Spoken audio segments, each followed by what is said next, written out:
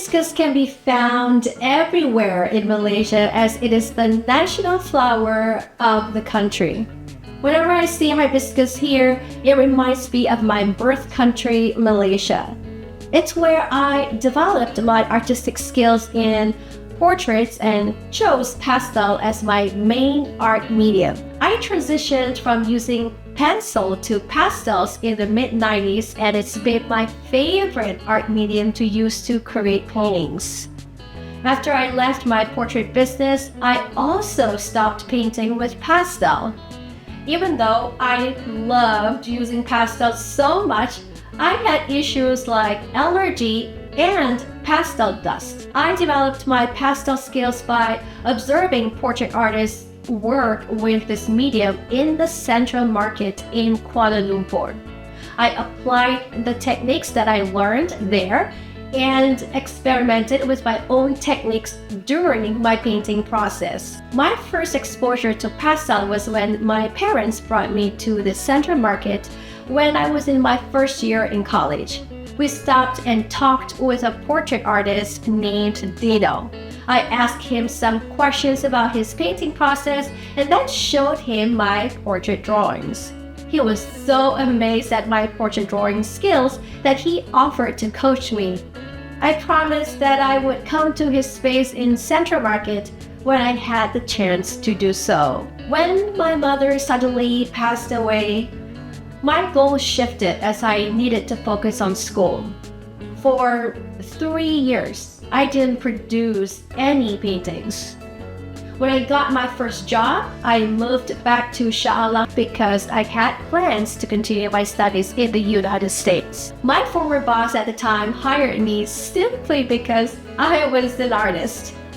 Whenever he had a chance, he would talk about art, as his wife was an artist. From these discussions, I learned about what artist-grade art materials I needed to buy for my pastel paintings. And during the weekend, I went to the Central Market's art store and looked for the pastel brands and papers that my boss suggested. After I got married, I started my creative business by offering my portrait commissions from home. I also had my first portrait exhibition in my hometown, Malacca. The following year, I got the opportunity to have my portraits featured in a new coffee table book titled Diana in Art, about Princess Diana. At the time, I was already competent with 3 medium: pencil, pastel, and colored pencil. When I quit portrait painting, I stopped painting with pastel too. When we moved into our home, I put my easel away in the garage. Out of sight, out of mind. I didn't miss painting with pastel as I was exploring other creative outlets.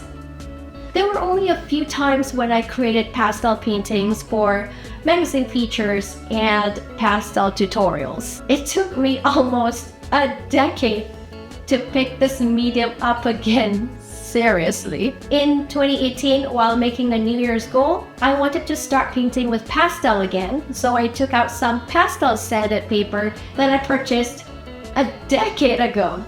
I had to work on my first painting in my studio because it was winter time. I created a simple setup for my pastel painting, and during my painting breaks, I realized that I didn't have the allergy that I used to have. Sure, I produced some pastel dust, but the paper I used did produce a lot of dust. I was amazed by the paper quality and at the same time very happy that it didn't rile up my allergies. To this day, I still use the same pastel brand that my former boss suggested.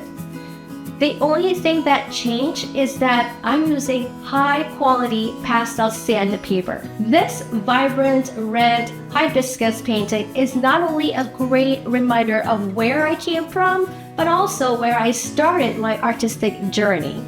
When I've completed a painting, I feel so satisfied because I produced a quality artwork that will last a lifetime in my collector's home.